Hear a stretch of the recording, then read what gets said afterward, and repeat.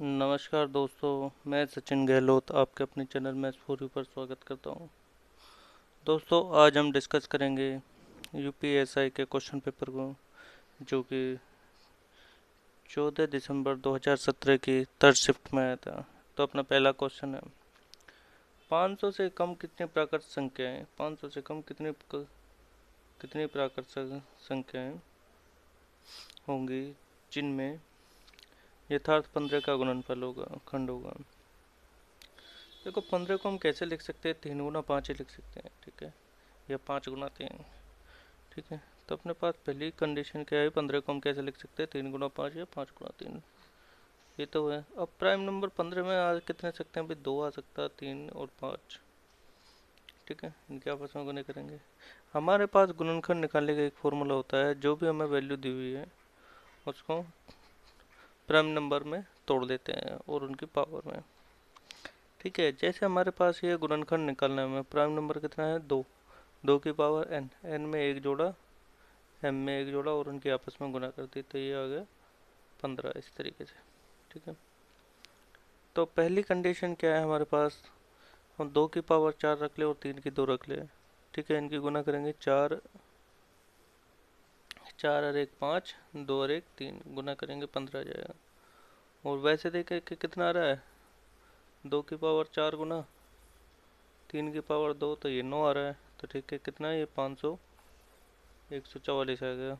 2 की पावर 16 हो गई और 3 की स्क्वायर 9 हो गया, ठीक है। तो ये कितना हो गया? 140। 500 से कम है, सेटिस्फाई। दूसरी कंडीशन देखते हैं। दूसरी कंडीशन में ये रख दिया हमने, 2 का स्क्वायर गुना 3 की 4। कंडीशन तो वही है, ठीक है। 3 गुना 5 कर लो या 5 गुना 3 कर लो, कोई फर्क तो पड़ना नहीं। अब इसे देखा, 4 गुना 81, ये भी 500 से कम है, 324, ठीक है। अब आगे क्या देखते हैं हम? और इक्वेशन देख लेते हैं, 2 की 4 5 की 2, ठीक है। इसको देखते करके 16 गुना 25, 400 आया, 500 से कम है। तो हमारे पास ऐसे 3 जोड़े हैं जो 500 से कम है, तो इसका आंसर क्या होगा? 3। अब क्वेश्चन आया ये, ठीक है, ये स्पीड टाइम डिस्टेंस का क्वेश्चन है। एक एक्सप्रेस ट्रेन एक एक्सप्रेस ट्रेन लंबाई एक सुरंग AB तक पहुंचती है, ठीक है। एक बिल्ली बिंदु पर सुरंग के अंदर है, ठीक है। इसमें क्या है? एक एक्सप्रेस ट्रेन है जो कि किसी सुरंग से गुजरती है, और उसके अंदर एक बिल्ली है जो कि प्रवेश से 5/12 भाग पर स्थित है। अब सुरंग में प्रवेश करते ही दोनों ने सीटी मारते ही बिल्ली तुरंत उस दिशा में दौड़ने लगती है जिस दिशा में ट्रेन चल रही है। तो दोनों, ट्रेन और बिल्ली, एक ही समय पर बाहर निकलते हैं। तो कितने प्रतिशत से ट्रेन की गति बिल्ली की तुलना में अधिक है, ये हमें बताना है, ठीक है। क्वेश्चन आया समझ में? क्वेश्चन में ये पूछा गया है, भाई एक ट्रेन है जो कि किसी सुरंग में घुस रही है और सुरंग के अंदर कोई बिल्ली है, ठीक है, जो कि क्या है? सुरंग के 5/12 भाग पे स्थित है। जैसे ही ट्रेन अंदर घुसती है और सीटी मारती है, तो उसी टाइम पे दोनों रनिंग करना चालू कर देते हैं। तो जाहिर सी बात है, जब दोनों ही एक टाइम पे बाहर निकल रहे हैं तो ट्रेन की स्पीड ज़्यादा होगी और बिल्ली की स्पीड कम होगी। तो यही हमें बताना है कि कितना प्रतिशत है। अगला सॉल्यूशन देखते हैं इसका। भाई ये आया हमारे पास, ठीक है। यहाँ मान लिया ये A पॉइंट है, ये B पॉइंट है, ठीक है। अब हमने टोटल दूरी मान ली 12। टोटल दूरी इनकी A और B के बीच की क्या मान ली? 12। तो 5/7 भाग पे है वो, यानी 5 किलोमीटर आगे चल गई और आगे बिल्ली कितनी भागी? 7 किलोमीटर, ठीक है। तो डिस्टेंस को कितना मान लिया हमने? कंप्लीट 12। अब ट्रेन जो है एक्स स्पीड से चल रही है और वो क्या है? 12 किलोमीटर जा रही है। टाइम दोनों का इक्वल है, इसका भी टी है, इसका भी टी है। इसके बाद बिल्ली बिल्ली आई।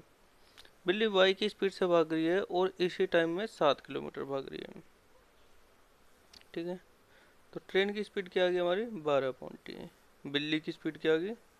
7/टी। दोनों का अंतर देखा, 5/टी, ठीक है। प्रतिशत में निकाल दिया, ट्रेन की कितनी प्रतिशत है ये? तो ट्रेन की कितनी प्रतिशत है? वो निकाल दिया है। ठीक है, से क्या पूछा हमें, क्वेश्चन देखते हैं भाई। किसका प्रतिशत पूछा, कितने प्रतिशत से ट्रेन की गति बिल्ली की तुलना में अधिक है। ठीक है, देखो जब कम वाली बात आए तो ज़्यादा से तुलना करते हैं। ठीक है, जब कम वाली बात आए तो जो वैल्यू नीचे रखनी है वो यहाँ रखते हैं। ठीक है, जब ज़्यादा की तो बात आए तो ज़्यादा वाली वैल्यू रखते हैं, और जब कम वाली बात आए तो कम वाली वैल्यू को नीचे रखते हैं और इसे सोल्व करते हैं। ठीक है, तो बिल्ली की तुलना में तो बिल्ली देखी जाएगी भाई। ठीक है, बिल्ली कितनी है, 7/टी। तो ये कितना आ गया, जैसे हमने इसको सोल्व करा, 71.4%। अगला क्वेश्चन,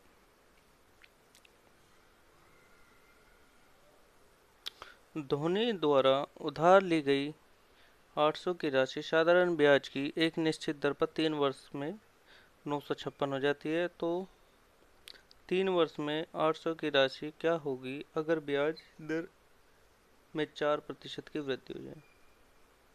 भाई इस क्वेश्चन में पहले क्या हो, पहले हम समझते हैं क्या कह रहा है। धोनी ने 800 रुपये उधार लिए हैं। ठीक है, और 3 वर्ष में 956 हो गए। उसके बाद क्या है, उसे वही 3 वर्ष में 800 रुपये की राशि पर ब्याज और चाहिए। ठीक है, कितनी हो जाएगी, 800 की राशि कितनी हो जाएगी, जब जो पहला ब्याज है उससे क्या करना है, उसमें 4 और ऐड कर देना। तो हम देखते हैं करते कैसे हैं। भाई 800 की राशि कितने की होगी, कितनी होगी, 956। कितने साल में, 3 साल में, यानी 3 ईयर = 156। इसके बाद 1 साल की बात करो तो ठीक है, 156/3 यानी 52। ठीक है, अब मैं चाहता हूँ कि ठीक है 52 जो है हमारा 800 का कितना प्रतिशत है, यहाँ से हमारा क्या निकल जाएगा, रेट ऑफ इंटरेस्ट निकल जाएगा। कितना प्रतिशत है, 60.5%। ठीक है, 6.5%। तो ये हमारा R1 आ गया। अब R2 की बात क्या करी है, उसमें 4% की वृद्धि होगी, तो ये कितना होगा, 10.5। ठीक है, अब 3 साल के लिए 10.5 कितना हो गया, 31.5%। पे 3 के गुना हो गए। इसके बाद यही हमें अमाउंट निकालना है, तो 800 में हमने 131.5/100 के गुना कर दी। देखो जो भी जितना हमें ऐड करना है ना, जैसे 31.5 था, इसे मैं 100 से ऐड करा और उससे बटे में इतना लिख दिया। ठीक है, देखा कितना आया, 1052 रुपये। अगला क्वेश्चन, एक व्यक्ति को 50 मिनट में 4 किलोमीटर की दूरी को तय करना है। यदि वह कुल समय के 2/5 में 1/8 दूरी को तय करता है, तो शेष दूरी को तय करने के लिए किलोमीटर प्रति घंटा में उसकी गति क्या होगी। ठीक है, क्वेश्चन आगे समझ में, एक बार देख लीजिए दोबारा। देखो क्वेश्चन को अच्छे से पढ़ना बेटा, कभी भी तुम क्वेश्चन करते हो कोई भी, सॉल्यूशन तो खैर है ही, लेकिन क्वेश्चन पे थोड़ा टाइम देना, क्योंकि जब तक हमारे क्वेश्चन सही समझ में नहीं आएगा तब तक हम उसका सॉल्यूशन नहीं निकाल पाएंगे। ठीक है, एक व्यक्ति 50 मिनट में 4 किलोमीटर चलता है, तो यहाँ से हम क्या निकाल लेंगे, स्पीड। आगे चले, यदि वह अपनी कुल स्पीड का 2/5 में 1/8 दूरी चलता है। ठीक है, तो शेष समय में शेष दूरी को तय करने के लिए कितने किलोमीटर उसकी गति होनी चाहिए, ये आ गया। तो पहले क्या कहा, 50 मिनट में 4 किलोमीटर चलता है, 50 मिनट में 4 किलोमीटर चलता है। फिर क्या बोला, उसने अपना टाइम रिड्यूस कर दिया, कितना, 2/5। ठीक है, टाइम कितना कम कर लिया, 2/5। तो 20 मिनट में कितना चला वो, जो ये किलोमीटर था उसका 1/8। तो ये था ही एक्स की स्पीड। ठीक है, ये था ही एक्स की स्पीड। फिर दोबारा क्या बोला, दोबारा क्या बोलता हूँ,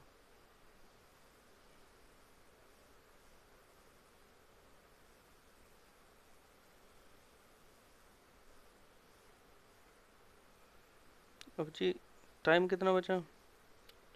ठीक है, 20 मिनट तो यहाँ ले लिए, बचे कितनी और मिनट? 30 मिनट और बची। अब 30 मिनट में वो कितना चलेगा? 500 मीटर यहाँ चल गया, बाकी कितना बचा? 3500 मीटर। ठीक है, तो 30 मिनट में कितना चलेगा? 3500 मीटर। किलोमीटर की बात करें तो फिर ठीक है, आधे घंटे में कितना चलेगा? 3.5 किलोमीटर। तो हमें रेशियो वाई की वैल्यू निकालनी है, वाई की स्पीड निकालनी है, मतलब जो सेकंड स्पीड है 3.5/1/2 इजिकल टू 7 किलोमीटर प्रति घंटा की स्पीड से चलेगा। अगला क्वेश्चन, यहाँ क्या दिया है हमें? ट्रेन ए और ट्रेन बी 80 किलोमीटर प्रति घंटा और 70 किलोमीटर प्रति घंटा से विपरीत दिशाओं में आगे बढ़ रही है। उनकी लंबाई क्रम से 1:20, 0.8 किलोमीटर है। तेज ट्रेन को पार करने के लिए धीमी ट्रेन द्वारा लिया गया समय ज्ञात कीजिए, और इसका आंसर है 48 सेकेंड। देखिए, जब दो ट्रेनें आपस में एक दूसरे को पार करती हैं तो उनकी जो डिस्टेंस होती है वो उनकी लंबाइयों को ऐड कर देती है। 1.20 और 0.80 को जब हम ऐड करते हैं तो ये कितना बना? 2 किलोमीटर। कितना बना? 2 किलोमीटर। इसके बाद हमने इनकी स्पीड देखा कि भी ठीक है, दोनों एक दूसरे की तरफ आ रही है, तो क्या है, रिलेटिव स्पीड क्या होगी? दोनों आपस में ऐड हो गई। फिर हम इसको सोल्व करते हैं। ठीक है, 2/150 घंटा, इसको क्या है, सेकंड में कन्वर्ट करने के लिए 60 गुना 60 के गुना कर दी, और हमारा आंसर कितना आ गया? 48 सेकंड। अगला क्वेश्चन, 50 लीटर के एक मिश्रण में शराब और सोडा का अनुपात 3:2, 6:7 का अनुपात बनाने के लिए कितना सोडा और मिलाया जाए? ठीक है, इसमें क्या कहा है कि भी ठीक है, 50 लीटर है एक मिश्रण, उसमें 3:2 में फैला हुआ है। ठीक है, तो हमने देखा 3:2 में। उसके बाद इसको कितना बनाना है? 6:7। तो हम एक चीज जानते हैं, जो शराब है उसमें नो चेंज है, शराब में नो चेंज है, और सोडे में चेंजेस आना है क्योंकि सोडा मिलाना है। तो इन्हें नो चेंज की वजह से हम क्या करते हैं, यहाँ 3 है यहाँ 6 है, तो इसमें क्या करा, 2 की गुना कर लिया, तो जिससे इसका भी रेशियो क्या बन गया? इक्वल बन गया। ठीक है, सोडे की शराब की मात्रा यहाँ दोनों बराबर हो गए, और सोडा क्या है, डिफरेंट हो गए। अब इनका बीच का डिफरेंस कितना आया है? 3। ठीक है, अब हम जानते हैं 6, 4, 10, 10 की वैल्यू कितनी है? 50। इनका जो रेशियो है 6:4, इनको दोनों को ऐड करा तो ये किसके बराबर है? ये 50 के कुल मात्रा कितनी है? 50। तो यहाँ से हमारी एक की वैल्यू 5 आ गई, तो 3 की वैल्यू कितनी हो जाएगी? 15। 3 पंजे 15, तो हमें 15 लीटर ही क्या मिलाना होगा? सोडा। अगला क्वेश्चन, अब यहाँ देखिए, वो सबसे बड़ी संख्या कौन सी होगी जो 435, 865 और 1295 से विभाजित करती है और प्रत्येक मामले में समान शेष छोड़ती है? ठीक है, देखिए इस कंडीशन में हम क्या देखते हैं, सबसे पहले हम देखते हैं एचसीएफ। क्या देखते हैं? एचसीएफ। तो उन सब का हमने एचसीएफ देखा। ठीक है, तो एचसीएफ कितना आया? 5। तो हमें क्या पता लग गया, जो एचसीएफ है यही हमारा क्या ना, रिमाइंडर आना। ठीक है, एचसीएफ ही हमारा रिमाइंडर आना है। तो अब हमने क्वेश्चन में से उठा लिया भी। ठीक है, 4 ऑप्शन है, पहला ही ऑप्शन उठा लिया 430। ठीक है, तो 430 से हम काट के देखते हैं। ये 430 से 400, ठीक है, ये देखा 430 से 435 गया, 5 रिमाइंडर पक्का आ जाएगा। इसके बाद इसे 2 गुना करा, 300, 3 दूनी 6। ठीक है, और 2 चौका 8, यहाँ से भी 5 आ जाएगा। और यदि हम इसमें देखते तो ये पूरा पूरा जाएगा, और इसमें भी देखते हैं 35 आएगा, रिमाइंडर ज़्यादा आ रहा ना। और इससे देखते हैं तो 240, रिमाइंडर ज़्यादा आ जाएगा, 440 हो जाएगा। ठीक है, तो हमें दिख गया जो पहला ऑप्शन ए है इसका यही आंसर है, इसे हमें जरूरत ही नहीं पड़ी। आइडेंटिफाई करने की। अगला क्वेश्चन, तो ऑप्शन ए इसका आंसर है। सिर्फ इसमें समझने की बात यही थी कि ठीक है, जैसे ये क्वेश्चन आते हैं तो हम क्या देखते हैं, जैसे तीन संख्या है उनका एचसीएफ देख लीजिए, और एचसीएफ ही क्या है, उन तीनों का रिमाइंडर रहेगा। अगला क्वेश्चन,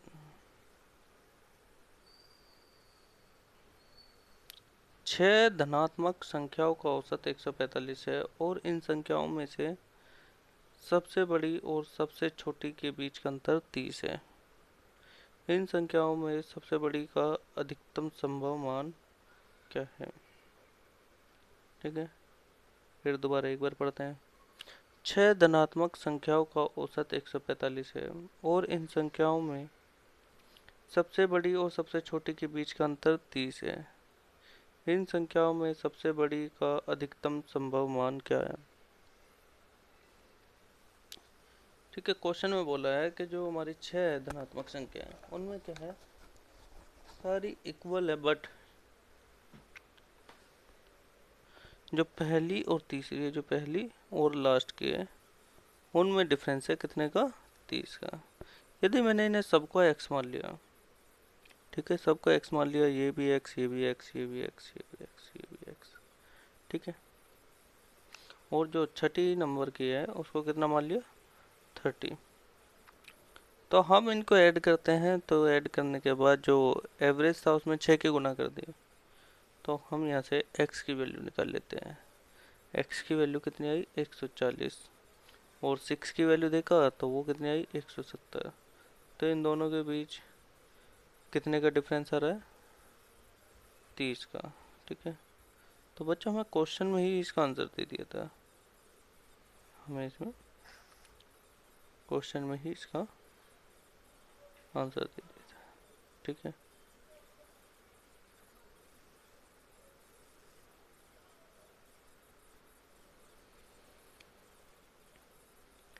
देखो उसने पहले ही पूछा था सबसे बड़ी तथा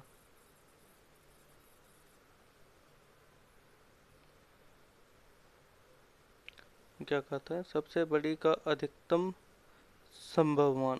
भाई अधिकतम संभव मान क्या है? ये 170। अगला क्वेश्चन,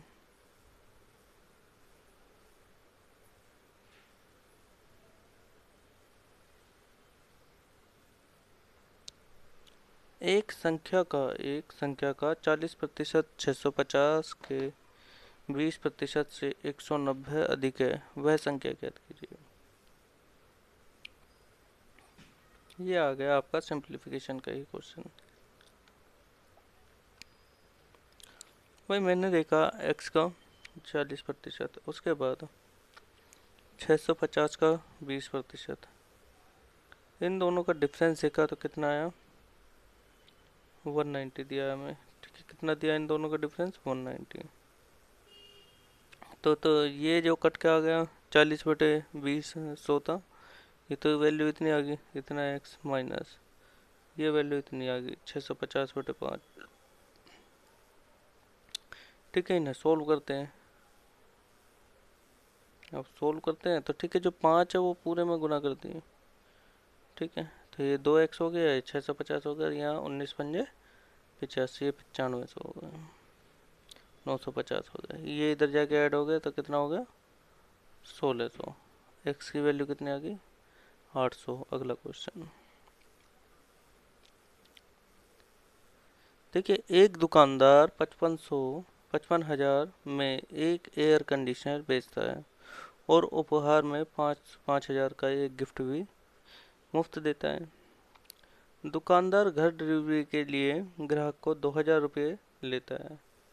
पूरे लेन देन में दुकानदार को 30% का मुनाफा होता है।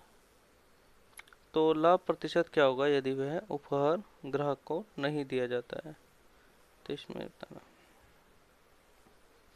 तो भाई पहले क्या है, उसने पूरे लेन देन में उसे कितने का प्रॉफिट हो रहा था? 30%। ठीक है, लेकिन कब? लेकिन कब? ये हमने क्या करा, पहले उसने क्या है 5500 की कोई चीज़ दी। ठीक है, 55,000 की कोई चीज़ थी जिसमें उसने 5,000 रुपये का तो क्या कम कर दिया, दे दिया गिफ्ट, ठीक है, और 2,000 का क्या दिया, डिलीवरी चार्ज, ठीक है। तो यहाँ क्या करा, मतलब टोटल कॉस्ट कितनी आ गई इसकी, 50,000, ठीक है। टोटल कॉस्ट कितनी आ गई इसकी, 50,000। अब 2,000 रुपये उसने क्या करा, इसमें डिलीवरी चार्ज लगा दिया, यानी 52,000, 52,000 की चीज़ बेची उसने, और इस पे भी प्रॉफिट कितने का पा लिया, 30% का। तो ठीक है, यहाँ से हम अपना सीपी निकाल लेते हैं। तो चीज़ कितने की थी भाई, 40,000 की। अब 40,000 की है, यदि वो गिफ्ट नहीं देता, यदि वो हमसे बोला है यदि वो गिफ्ट नहीं देता तो वो पूरी कीमत लगाता उसकी 57,000, ठीक है। तो पूरी कीमत लगती 57,000। तो यहाँ डिफरेंस है का, डिफरेंस कितना है इनका, 17,000। तो 17,000 40,000 का कितना प्रतिशत है, वही लाभ प्रतिशत के बराबर है, ठीक है। कितना प्रतिशत हो गया लाभ, अब 42.5। अगला क्वेश्चन, आलिया, दीपिका और रणवीर 427 रुपये की राशि को आपस में इस प्रकार बांटते हैं कि आलिया की हिस्सेदारी का 3 गुना, दीपिका की हिस्सेदारी का 4 गुना और रणवीर की हिस्सेदारी का 7 गुना, सब बराबर है। तो रणवीर का हिस्सा बताना।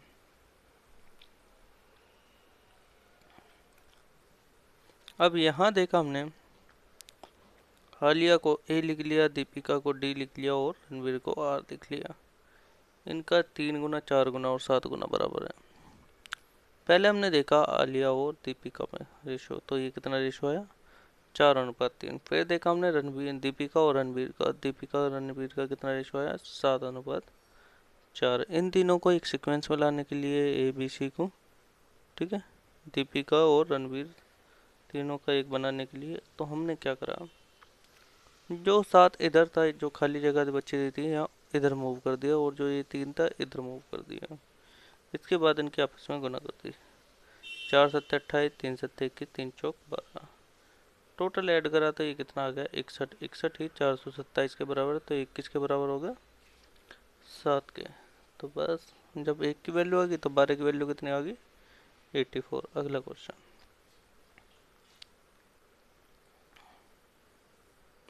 देखिए सिंप्लीफिकेशन का क्वेश्चन आ गया। 84 का स्क्वायर बटे 28 गुना 12 गुना 1/24 = 7 गुना x। तो इसे हम दो तरीके से कर सकते हैं, या तो डीएस रूल पे चले जाएं या लास्ट की डिजिट पे चले जाएं।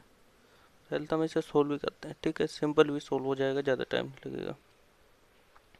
भाई 84 को 2 बार लिख लिया, 84 84, ये 28 है, ये 12 है, ये 24 है, ठीक है। जो 7 था इधर, वो इधर आ गया। सोल्व करते हैं, 28 दूनी 84, ठीक है, 12 दूनी 24, इसको काटा, 12×7 = 84, मतलब कट कुटा के हमें x की वैल्यू कितनी मिल जाएगी यहाँ से, 18। अगला क्वेश्चन, अल्विन 10% बॉब को एक कैलकुलेटर बेचता है, बॉब इसे 30% पर क्लर्क को बेच देता है लाभ पर, और यदि क्लर्क इसके 2860 रुपये का भुगतान करता है तो किस कीमत पर अल्विन ने इसे खरीदा था,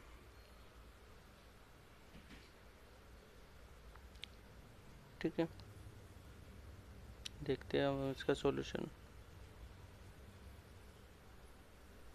भाई अल्विन ने क्या करा, उसके पास 100 रुपये थे, ठीक है, 100 की चीज़ उसने 110 की बेच दी, यानी 10% लाभ पर। इसके बाद जो बॉब था, इसने भी वो चीज़ सी को बेच दी, कितने लाभ पर, 30% पे। तो ये कितना आ गया, 143। अब 143 जो है वो 286 यानी 2860 के बराबर है। तो यहाँ से एक की वैल्यू कितनी आ गई, 20। तो 100 की वैल्यू कितनी आ जाएगी, 2000। अगला क्वेश्चन, द्रविड़ द्वारा उधार दी गई एक राशि पर 2 वर्ष के लिए साधारण ब्याज है 6,600 रुपये। 2 वर्ष के लिए ब्याज की समान दर पर चक्रवृद्धि ब्याज है 6,096.30 रुपये। तो ब्याज की दर बताइए। देखिए यहाँ डिस्कस हुआ है चक्रवृद्धि ब्याज और साधारण ब्याज के बीच में। तो जैसे मैं साधारण ब्याज जानता हूँ कि भाई ठीक है 2 वर्ष में 630 दिया गया है, तो 1 वर्ष में कितना दिया था 330, उसका आधा। तो और दूसरे वर्ष में भी उसी का आधा। ठीक है, तो हमें पता लग गया पहले वर्ष में तो इतना दिया जाना ही है। चक्रवृद्धि ब्याज और साधारण ब्याज पहले वर्ष में इक्वल होता है। उसके बाद जैसे ही हम नेक्स्ट ईयर में जाते हैं तो वहाँ क्या होता है, ब्याज के ऊपर भी ब्याज लगता है। 330 तो जाएंगे जाएंगे, प्लस इस 330 के ऊपर भी ब्याज लगेगा। कितना, जो भी अमाउंट दिया हुआ है, ठीक है, उतना ही प्रतिशत इस 330 के ऊपर भी ब्याज लगेगा। चक्रवृद्धि ब्याज का मतलब क्या होता है, ब्याज के ऊपर ब्याज लगना। तो कितना ब्याज लगा कि भी ठीक है ये कितना ज़्यादा है, यहाँ 330 आ गया, यहाँ 330 आ गया, टोटल वैल्यू कितनी होगी इसकी 660। अब 660 और इसमें मैंने डिफरेंस देखा तो वो कितना है 36.30। तो ये कितना आ गया 36.30। ठीक है, ये क्या है 36.30। तो 36.30 ही तुम्हारा 330 का कितना प्रतिशत है। तो यहाँ से हमें क्या है रेट ऑफ इंटरेस्ट मिल जाएगा। तो हमने देखा ये कितना है 11%। अगला क्वेश्चन,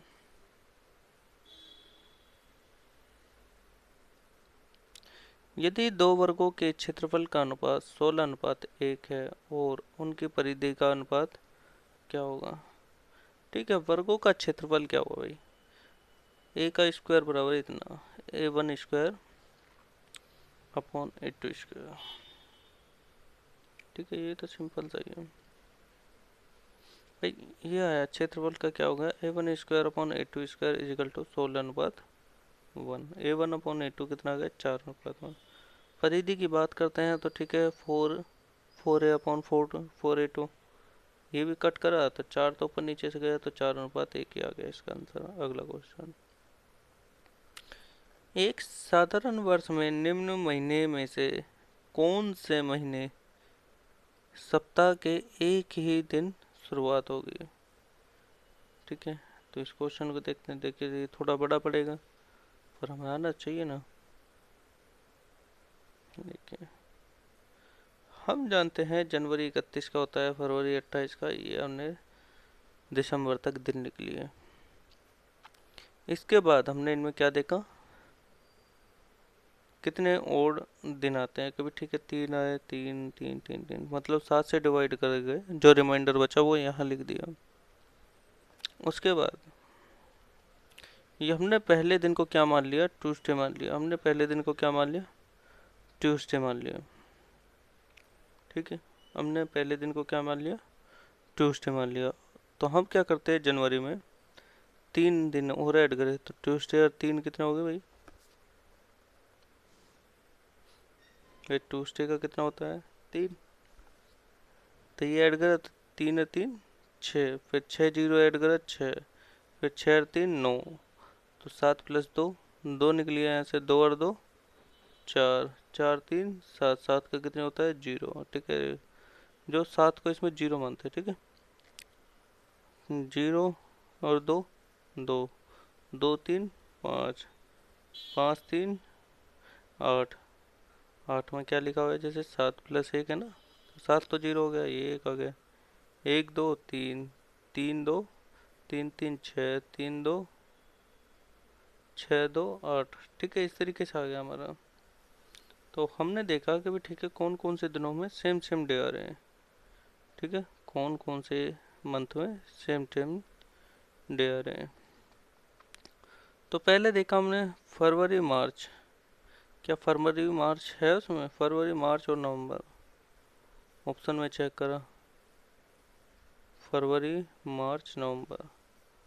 ठीक है भाई, 3 दिनों में आ रहे हैं, तो ये अपना ऑप्शन कट हो गया, फरवरी भी आना चाहिए था। अब चलते हैं अगला,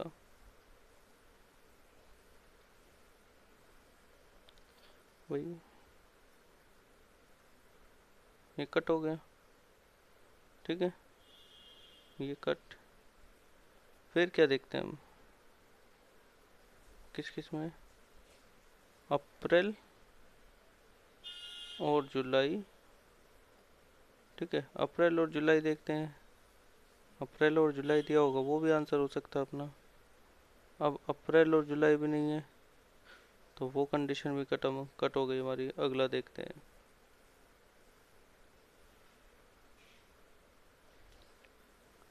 अब देखता हूँ,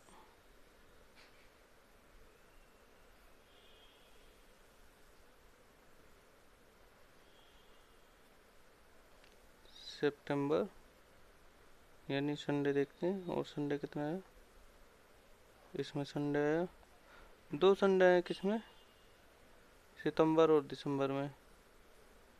तो ये चीज़ देख के, सितंबर दिसंबर भी नहीं है। ठीक है, तो हमने क्या देखा यहाँ, जब कोई नहीं मिल रहा हमें। ठीक है, जब हमें कोई नहीं मिल रहा, ना ये मिल रहा, जनवरी सितंबर भी आ गया, फिर दिसंबर ये दोनों का मैच हो रहा था, फरवरी अप्रैल का भी मैच नहीं हो रहा। ठीक है, सिर्फ इसमें मैच हो रहा था। तो ये हमारे 3 थे, मार्च नवंबर, और दूसरा क्या जुड़ रहा था इसमें,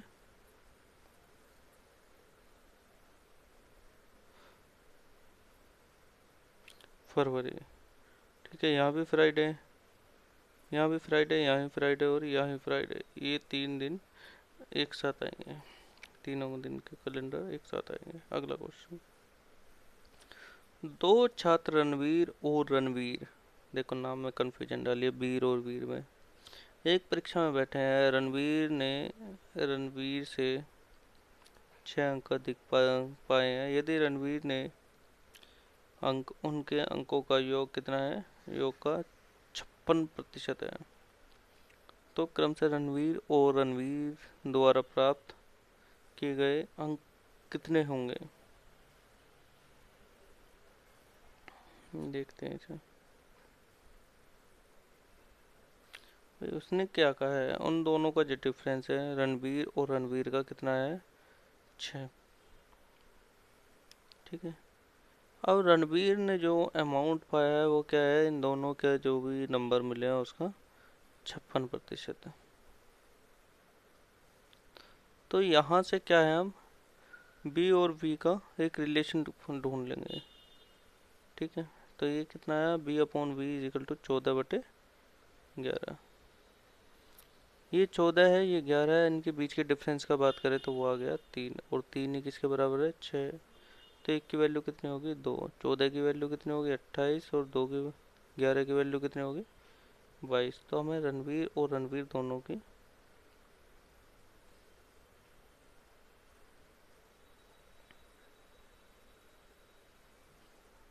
नंबर्स का पता लग गया।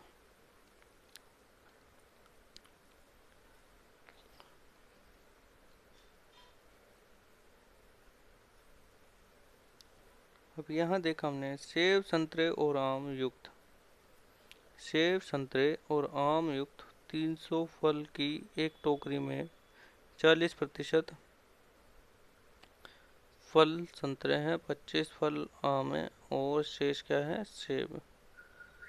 ठीक है, सेब संतरे और आम है। भाई 40 और 25 कितने हो गए, 65। बाकी कितना बचा, 35। ये क्या है, 35% है। ठीक है, तो संभावना ज्ञात कीजिए, चयनित फल में एक सेब हो।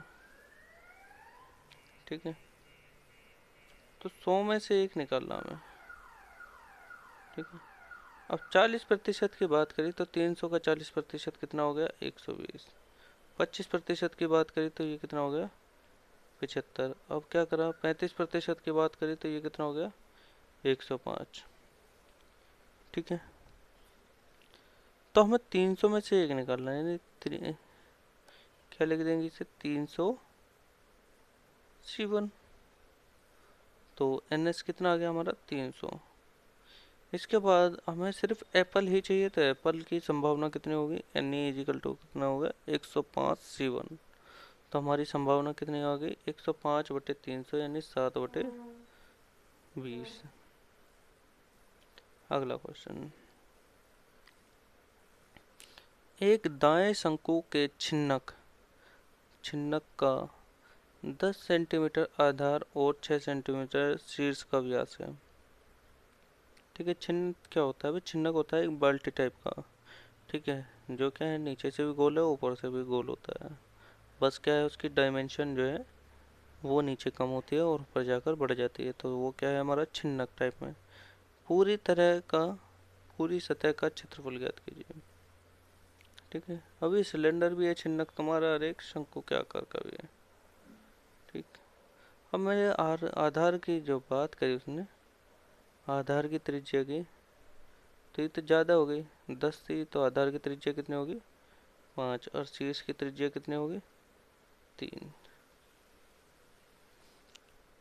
तो मैं यदि इसकी क्या, ये L, ठीक है, शंकु की लंबाई की बात करूं, तो शंकु की लंबाई का फॉर्मूला क्या होता है? ये h² plus R1 minus R2 का स्क्वायर। ठीक है, इन दोनों में से क्या करेंगे, दोनों के R1 माइनस R2 कर देंगे और हमारा क्या आ जाएगा? शंकु की लंबाई आ जाएगी। ठीक है, तो ये कितनी आ गई तुम्हारी? 29। 5 में 3 गए 2, 25 और 4 29। यदि ये 29 को सोल्व करते हैं तो ये 5.40 के करीब आ जाएगा। अब हमसे पूछा है एरिया। ठीक है, दो सर्कल बने हुए ऊपर नीचे, तो पाई R1 square plus pi R2 square plus, बाकी क्या है, हम यदि शंकु की बात करते हैं तो बीज शंकु का क्या होता है? पाई RL। तो यहाँ तो दो है हमारे पास रेडियस, तो R1 प्लस R2 गुना करा तो ये आ गया। सॉल्यूशन करते हैं तो इसका एरिया कितना आ जाएगा? 242 पॉइंट समथिंग। तो जो आंसर में 242 आ रहा है तो वही हम आंसर टिक करके आगे निकल जाएंगे। अगला क्वेश्चन, यहाँ देखिए A अनुपात B प्लस सी 3 और 9, C अनुपात A प्लस B 7 और 14। ठीक है, तो भैया इसको कैसे सोल्व करेंगे? सबसे पहले हमें मालूम होना चाहिए कि भाई ठीक है, ए बी सी यहाँ भी तीनों आ रहे हैं और यहाँ भी तीनों आ रहे हैं, तो इनकी वैल्यू भी बराबर होनी चाहिए। ये 9 और 3 12 है, यहाँ 10 और 7, ठीक है, इसे तोड़ लिया, ये 5 हो गया, ये 7 हो गया, तो ये भी 12 हो गया। तो इस कंडीशन में हमें क्या पता लगा है, ये ए की वैल्यू 3 आ गई और यहाँ से सी की वैल्यू 5 आ गई। ए की वैल्यू 3 आ गई और सी की वैल्यू 5 आ गई। टोटल कितनी है? 12। तो बी की वैल्यू कितनी आ गई? 8 और 4 12। अब जब मुझे मेरे पास तीनों की वैल्यू आ गई तो हमसे पूछा है बी अनुपात ए प्लस सी। अब बी कितना है भाई? 4 है और ए प्लस सी ऐड करा तो ये कितना हो गया? 8। तो यानी कितनी वैल्यू आ गई? 1:2। अगला क्वेश्चन, अब ये दे दिया हमें कैलकुलेशन बेस। ठीक है, इसने कहा है 14.59/1073 इजिकल टू 136। तो 14.5928 इंटू अपॉन 107.3। देखो ये तो कंफर्म है कि आना है 136, बस क्या है पॉइंट आगे पीछे जाने हैं, तो यही हमें देखना है इसमें। भाई यहाँ से पॉइंट हटाया, दो नीचे बढ़ा दिए। ठीक, और ये वैल्यू किसके बराबर है? 136 के। किसके बराबर है? 136 के। इसके बाद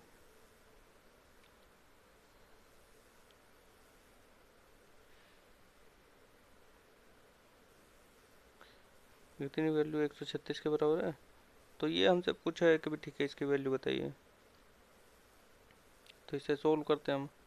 यहाँ से पॉइंट हटाया, यहाँ से पॉइंट हटाया, ऊपर नीचे पॉइंट लगा दिए। ठीक है, तो हमारे पास कितनी है? 2 जीरो तक है, 2 जीरो तक इतनी वैल्यू कितनी है? 36 है, 136 है। तो इसे 10 से डिवाइड करा तो 1 पॉइंट, तो 13.6 आंसर आ गया इसका। ठीक है, अब देखते हैं हम अगला क्वेश्चन।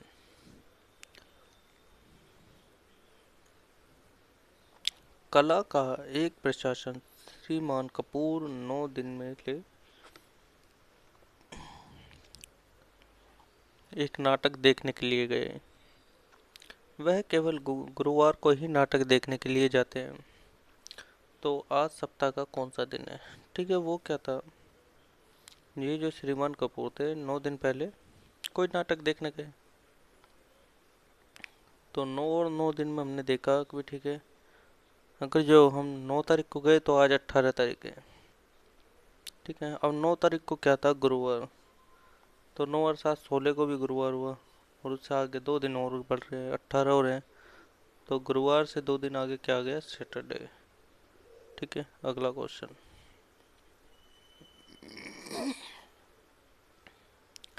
यदि एक वस्तु की लागत को 2 गुना हो जाती है लेकिन बिक्री मूल्य अपरिवर्तित रहता है तो उसे 10% का नुकसान होता है, मूल लाभ प्रतिशत क्या होगा। ठीक है, ये है तुम्हारा, दोनों दशाओं में एसपी इक्वल है। ठीक है, दोनों कंडीशन में क्या है तुम्हारा, विक्रय मूल्य बराबर है। तो यहाँ देखा पहले हुए इतना प्रतिशत पे दे रहा है। ठीक है, इतना प्रतिशत लाभ उठा रहा है। ठीक, 100 पे इतना प्रतिशत लाभ उठा रहा है। जब उसने 100 की चीज, जो अपना जो सीपी था वो 200 कर दिया, यानी 2 गुना कर दिया, उसके बाद उसे इस पे कितना नुकसान होने लगा, 10% का। यहाँ लाभ हो रहा था और यहाँ नुकसान हो रहा। ठीक है, यहाँ लाभ हो रहा था और यहाँ नुकसान हो रहा था। एसपी दोनों कंडीशन में सेम है, तो हमने इसको सोल्व कर लिया। 100 से 100 गया तो ये 2 आ गया। अभी ठीक है, काटा तो इधर 100x आ गया, यहाँ 180 आ गया। ठीक है, तो यहाँ 100, तो हम यहाँ से x की वैल्यू निकालेंगे, तो 180 क्या लिख सकते हैं हम, 100 + 80, और यही 80 किसके बराबर है, x के बराबर है। तो x की वैल्यू कितनी आ गई, 80। ठीक है, 80 100 का कितना प्रतिशत है ये बताना, 80% है। तो कितने प्रतिशत का प्रॉफिट हो गया उसे पूरे लेन देन में, 80% का।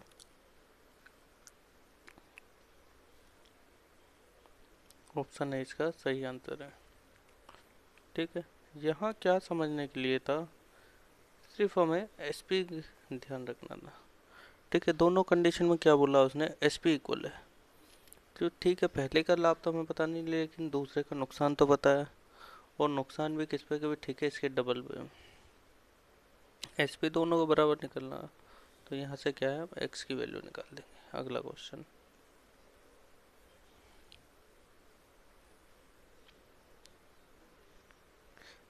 तीन श्रमिक 20 दिनों में एक काम को खत्म कर सकते हैं, कितने दिनों के बाद 10 श्रमिकों को नौकरी छोड़ देनी चाहिए ताकि काम 25 दिनों में पूरा हो जाता है। ठीक है, देखिए इस कंडीशन में क्या कहा है, 20 दिनों में 30 श्रमिक काम कर सकते हैं, तो हम क्या करते हैं, पहले तो 20 और दिनों में ये पूरा काम को कर लेंगे। उसके क्या बाद क्या कहा उसने, 30 दिनों ने एक्स दिन तक काम करा, 30 दिनों ने 30 जनों ने एक्स दिन तक काम करा, फिर वो काम छोड़ के चले गए उनमें से कुछ। ठीक है, इनमें से 10 काम छोड़ के चले गए, तो कितने बंदे बच गए, 20। अब वो काम को कितने दिन में पूरा करना उन्हें, 25 माइनस एक्स दिनों में। ठीक है, 25 माइनस एक्स दिनों में। अभी 25 माइनस एक्स क्यों लिखा, हम क्वेश्चन एक बार दोबारा पढ़ते हैं। 10 श्रमिकों को नौकरी छोड़ देनी चाहिए ताकि काम 25 दिन में पूरा हो जाए। ठीक है,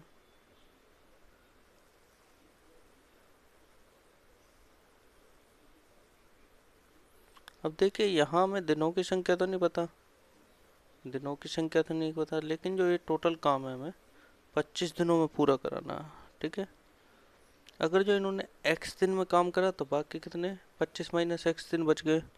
उस काम को कौन करेंगे, 20 आदमी। ठीक है, सोल्व करेंगे, x की वैल्यू निकली आएगी, तो x की वैल्यू कितनी आ गई, 10। तो कितने दिन पहले गए थे ये लोग, ये 10 दिन पहले छोड़ के चले गए। अगला क्वेश्चन, 80 लीटर का एक मिश्रण बनाने के लिए टीना 3:2 के अनुपात में दूध और पानी मिलाती है। उसे कितना पानी मिलाना चाहिए ताकि दूध और पानी का अनुपात 2:3 हो जाए। ठीक है, देखिए कंडीशन क्या आ रही है, उसे मिलाना तो सिर्फ दूध पानी है, तो हमें दूध को क्या है दोनों कंडीशन में इक्वल रखना होगा। ठीक है, ए में यदि मैं बात करता हूँ यहाँ 3 है, और जैसे मैं बी में जाता हूँ यहाँ 2:3 है। ठीक है, यहाँ 3:2 होता है, यहाँ 2:3 है। ठीक है, मुझे इक्वल क्या करना है, सिर्फ मिल्क को। किसको इक्वल करना है, मिल्क को। तो यहाँ मैं कितने की गुना करूँगा और यहाँ मैं कितने गुना करूँ जो ये बराबर हो जाए। तो ऊपर कर दी मैंने 2 की और नीचे कर दी 3 की गुना। ठीक है, अब हमने कंडीशन देखा कि भी ठीक है, जो ए था वो तो हो गया 6:4 और जो बी था वो कितना हो गया, यहाँ 3 की गुना करी, 3 दूनी 6, 3 तिया 9। ठीक है, तो मिल्क जो है हमारा बराबर हो गया दोनों रेशो में। अब डिफरेंस की बात करूँ तो डिफरेंस कितना आया, 5। और 6 + 4 ये कितना हो गया, 10। ये कितने के बराबर है, 80 लीटर के बराबर। तो एक की वैल्यू कितनी आ गई, 8। और 5 की वैल्यू कितनी हो जाएगी, जब एक की वैल्यू 8 है तो 5 की वैल्यू होगी 40। अगला क्वेश्चन, के किस मान के लिए निम्न समीकरण समानुरूप होगा। अब देखिए समानुरूप में क्या होता है, A1/A2, B1/B2, C1/C2 सब कुछ इक्वल रख देते हैं इस तरीके से। ठीक है, A1/A2, B1/B2, C1/C2। ठीक है, 3:2, 2 नहीं, ये 27 है, 3:27, 2:18, 2:9 के। ठीक है, तो ये निकालना हमें, ये 1 गुना है तो ये कितना गुना है, 2 गुना। ठीक है, इसे 18 करने के लिए क्या करना होगा, के की वैल्यू 2 रख देंगे तो ये 18 आ जाएगा। तो हमारे पास के इजिकल टू कितना आ गया, 2। अगला क्वेश्चन, रवि साइकिल द्वारा 22 किलोमीटर प्रति घंटा से ए स्थान से बी स्थान की दूरी तय करता है। हालांकि वह बी स्थान से ए स्थान की दूरी पैदल तय करता है। ठीक है, पहले साइकिल से जा रहा है फिर पैदल आ रहा है, पूरी तय करने में औसत गति बताइए। ठीक है, वो साइकिल से गया 22 की स्पीड से और फिर पैदल आया 7 की स्पीड से। जब डिस्टेंस इक्वल है तो बस ठीक है, इसकी एवरेज स्पीड के लिए लगा देंगे फॉर्मूला 2xy/x+y। ठीक है,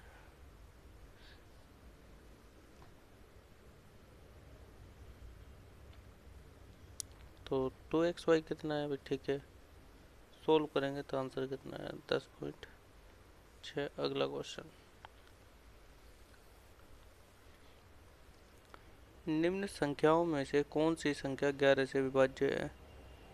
ठीक है, 11 से विभाज्य क्या है कि ठीक है, हम एक साथ 2 का रेशियो देख लेंगे अभी। ठीक है, इसमें से इसे माइनस करेंगे, 1 आ गया, 6 में से 5 गया, 1 आ गया, 4 ऐसे बच गया। ठीक है, सब प्लस कर दिया, 6 आ गया। क्या 6 11 से कटेगा, नहीं कटेगा।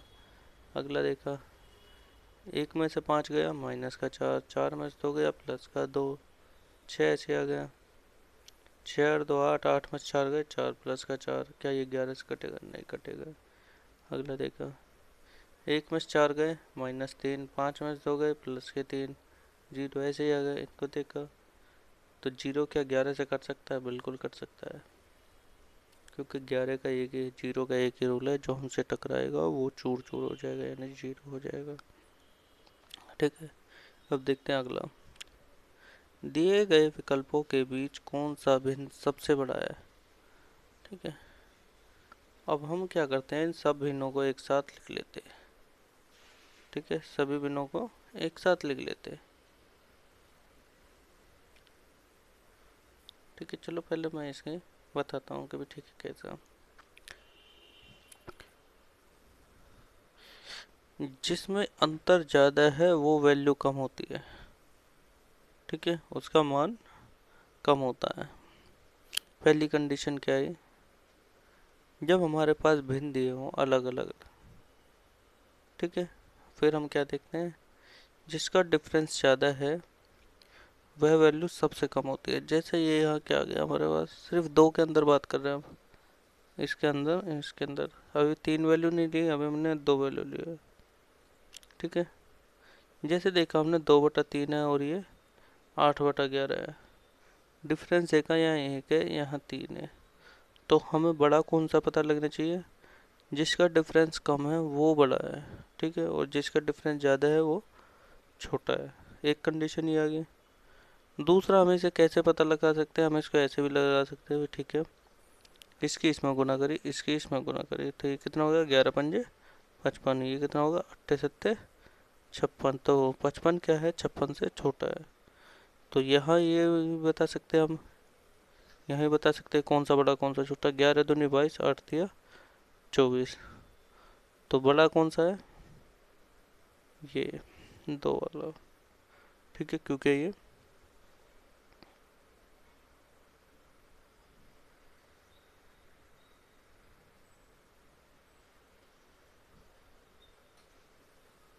हम देखते हैं आगे। जहाँ सभी का गैप इक्वल हो वहाँ उन्हें आरोही क्रम में लिख सकते हैं। जैसे यहाँ भी बनता, यहाँ भी बनता, यहाँ भी बनता और यहाँ भी बनता, ठीक है। तो इन्हें क्या है, आरोही क्रम में लिख सकते हैं, 1 2 3 4, ठीक है। एक से बड़ा दो, दो से बड़ा तीन, तीन से बड़ा 5, इस तरीके से। जिनमें गैप या डिफरेंस, इनमें गैप डिफरेंट हो और वैल्यू ऑप्शन 4 से ज़्यादा हो, ठीक है। तो अब ऑप्शन कितने आ गए हमारे, 4 से ज़्यादा।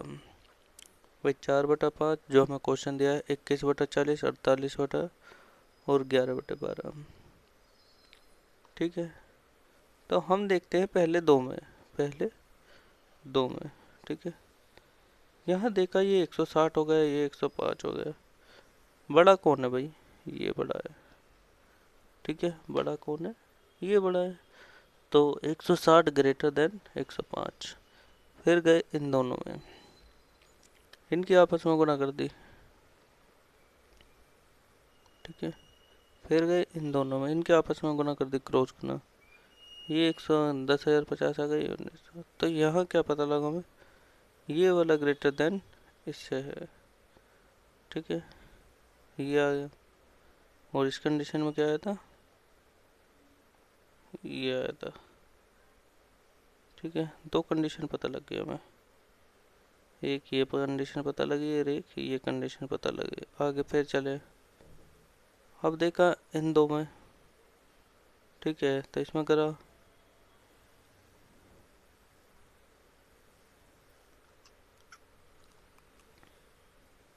भाई इसमें इसकी गुना करी तो ये इतना आ गया, इसकी इसमें गुना करी तो इतना आ गया। बड़ा कौन सा है, 576। 576 किसका है, इसका। तो यहाँ क्या हुआ हमारा, ये कंडीशन आ गई। तो हमें क्या पता लग रहा है, ठीक है। अब इन्हें हम सीक्वेंस में लिख लेते हैं, ये ग्रेटर देन इससे, ये ग्रेटर देन इससे, ये ग्रेटर देन इससे, ठीक है। तो हमें सबका पता लग गया।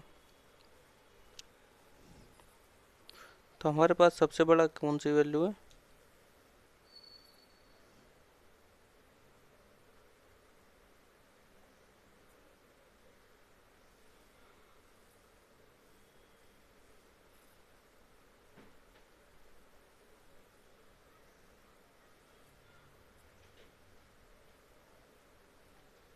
तो हमें यह बताना है सबसे बड़ी वैल्यू कितनी कौन सी है, ये है, ठीक है। क्यों है, क्योंकि जब हम इन दोनों में देखेंगे ना, इसमें और इसमें,